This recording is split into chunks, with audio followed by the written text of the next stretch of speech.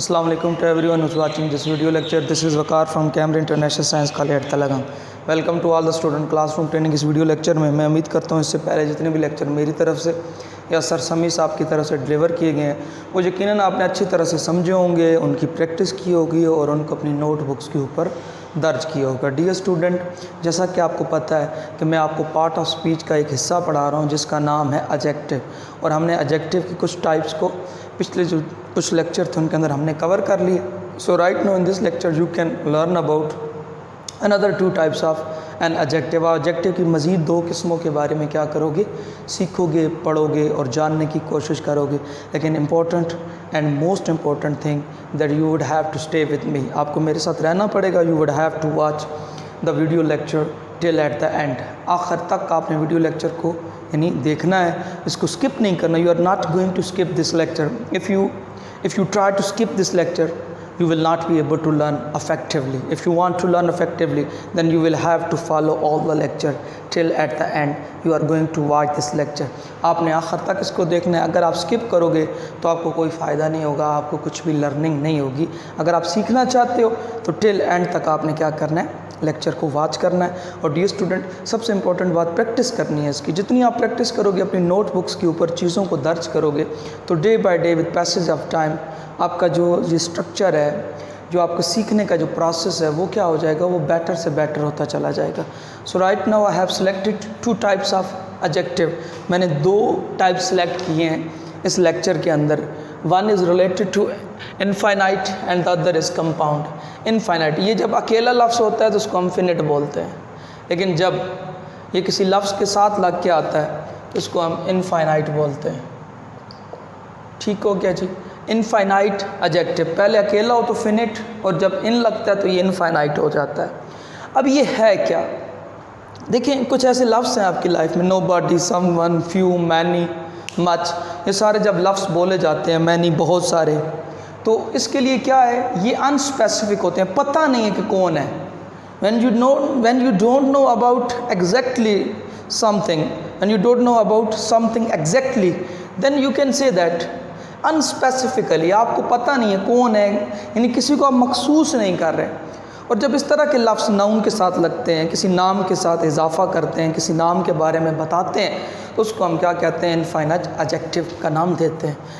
An infinite adjective, एक infinite adjective क्या करता है, डिस्क्राइब्स, बताता है, वजाहत करता है, अननाउन, एक नाउन के बारे में अनस्पेसिफिकली, मखसूस करके नहीं, बस ऐसे यानी ख़ास करके नहीं, यहाँ पे किसी का नाम नहीं है, ठीक है, जस्ट कुछ वर्ड्स हैं जो नाउन के साथ लग के उसकी मीनिंग में क्या कर रहे हैं, नाउन्स की मीनिंग में इजाफे कर रहे हैं। The common infinite adjectives are, ये कौन से हैं, few, many, nobody, either, several, some, ये बहुत सारे हैं, तो कुछ मैंने यहाँ पे लिख दिए। इनफ, तो सफिशेंट, ये सारे के सारे क्या हैं, ये इसी को एक्सप्लेन करते हैं। तो ये आपकी बात क्लियर हो गई है, इसकी डेफिनेशन है। ये जितनी भी बॉक्स के अंदर मैं लिखता हूँ, these all are related to the definition of whatsoever is being taught, जो कुछ भी आपको पढ़ाया जा रहा होता है उससे रिलेटेड होता है। I gave some candy to her, मैंने उसको कुछ टाफ़ियाँ दी। सम कैंडी, पता नहीं है कितनी, कुछ, सम, तो यहाँ पे कैंडी क्या है, ये नाउन है। अब सम इसकी मीनिंग में क्या कर रहा है, इजाफा कर रहा है या बता रहा है, तो ये क्या बन गया आपका, ये आपका इनफाइनाइट एडजेक्टिव बन गया। ठीक हो गया जी। अब देखिए यहाँ पे स्टूडेंट्स, नाउन है, सेवरल इसकी मीनिंग में क्या कर रहा है, इजाफा कर रहा है, तो सेवरल क्या बन गया, इनफाइनाइट एडजेक्टिव, यानी नाउन है और ये क्या बन गया, infinite adjective.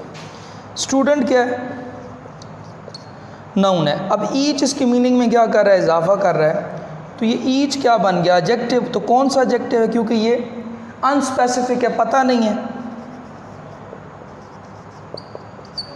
Infinite right now it will be taken as infinite.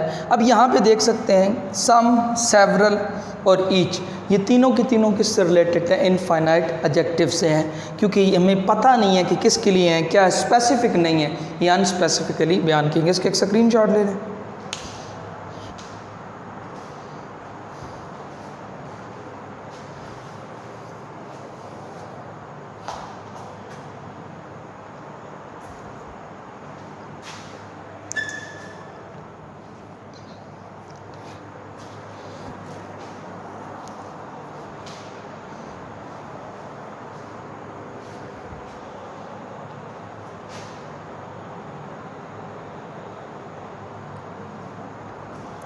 Ji dear student, आप ले चुके हैं स्क्रीनशॉट इसका।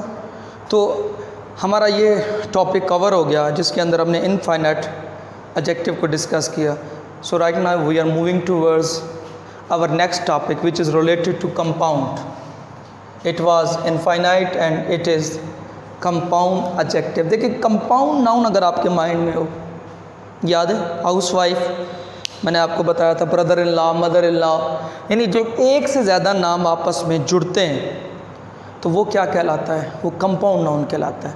यानी दो तीन नाम आपस में इकट्ठे और उनका मीनिंग भी होता है। दे आर नॉट मीनिंगलेस, ठीक है, they are meaningful when they are made together.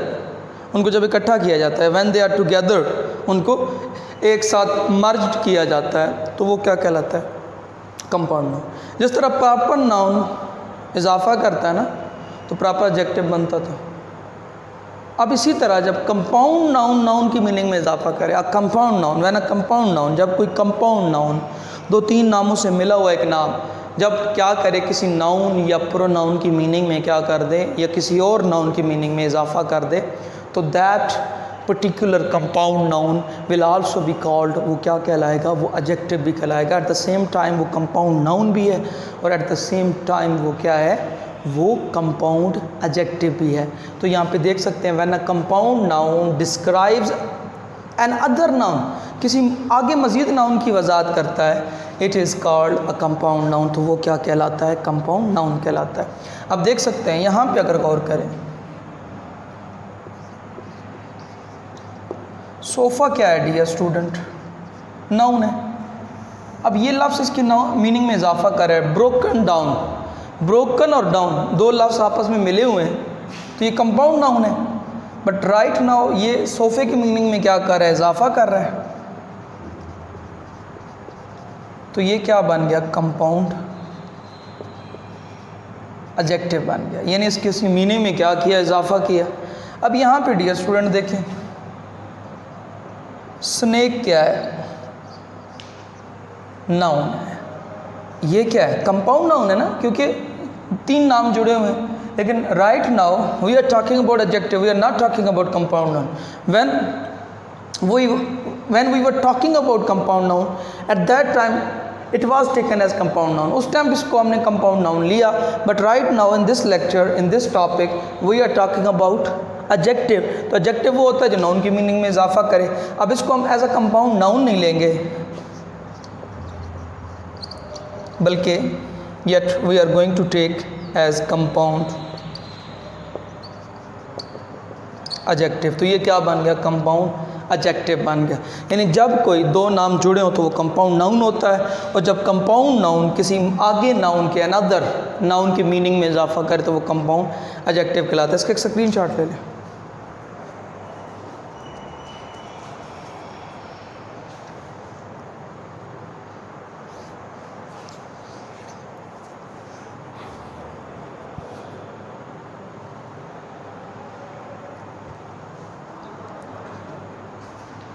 Ji dear student, आपने इसका स्क्रीनशॉट ले लिया। Dear student, in this lecture you have learned about what are the another two types of adjective. You have already covered fourth type of adjective, and this lecture you covered two another types of adjective which are related to two other types of adjective which are related to compound adjective and infinite. ये finite नहीं है, infinite नहीं है, infinite है। ठीक है, जब अकेला होता है तो फिनिट कहलाता है, when it is linked, when it is attached with another prefix तो ये प्रीफिक्स होती हैं, इन जब लगाते हैं तो ये क्या बन, ये एक अलग टॉपिक है, प्रीफिक्स और सफिक्स, ये सारी चीज़ें क्या। तो मैं उम्मीद करता हूँ ये लेक्चर आपने अच्छी तरह से समझा है, इसको आप अपनी नोटबुक्स के ऊपर दर्ज करोगे और इसको मज़ीद बेहतर बनाने की कोशिश करोगे, और कोशिश करोगे कुछ एग्जाम्पल वगैरह आप अपनी बुक से भी ऐड कर लें ताकि आपको और समझने में बेहतरी आए। तो फिर मैं एक बार दोबारा रिपीट कर देता हूँ, हमारा एडजेक्टिव का टॉपिक शुरू था और एडजेक्टिव की हमने 6 जो काइंड्स हैं उसको कवर कर लिया। And in next lecture we are going to cover another 2 types of adjective, kinds of adjective या टाइप्स ऑफ एडजेक्टिव हम मज़ीद पढ़ेंगे। And you would be able to understand very well the whole topic of adjective, what types of adjective can be utilized in your daily conversation, you would be able to utilize them। आप उनको बेहतर तरीके से क्या करोगे, उसको utilise करने की कोशिश करोगे या यूटिलाइज़ करने की सालियत में आ जाओगे। तो डियर स्टूडेंट, सारी बात का ख़ुलासा है कि जब तक आप इसको देखोगे नहीं, पढ़ोगे नहीं, अपनी नोटबुक्स के ऊपर नहीं लिखोगे, आप इस काबिल नहीं हो सकते कि आप इसको समझ सकें। तो इस लेक्चर के अंदर हमने क्या पढ़ा, क्या देखा, इसके कुछ पॉइंट्स बनते हैं। पहला पॉइंट है इसके अंदर अनस्पेसिफिकली, फिर ये इसके क्या है दूसरा पॉइंट है, यानी इसको अनस्पेसिफिकली बयान किया जाता है और उसके अंदर ये कुछ लफ्ज़ मौजूद होते हैं। यहाँ पे क्या है जी, यहाँ पे एक ही पॉइंट है कंपाउंड नाउन, यानी कंपाउंड नाउन, नाउन की मीनिंग में क्या करता है, इजाफा करता है, जिसकी वजह से वो क्या बन जाता है, एडजेक्टिव बन जाता है। तो सो डियर स्टूडेंट, मैं उम्मीद करता हूँ कि आप घर के अंदर इसकी प्रैक्टिस करोगे और नोटबुक्स के ऊपर दर्ज करने की कोशिश करोगे और अपने घर वालों के लिए परेशानी का बायस नहीं बनोगे, तंग नहीं करोगे, अपने घर में रहने की कोशिश करोगे। ऐसा मौसम चल रहा है, बारिशें हो रही हैं, कभी धूप है कभी बारिश है, मौसम की सख्तियाँ चल रही हैं, तो अपने आपको अपने मौसम से भी बचाना है और घर के अंदर रहने की कोशिश करनी है। शुक्रिया।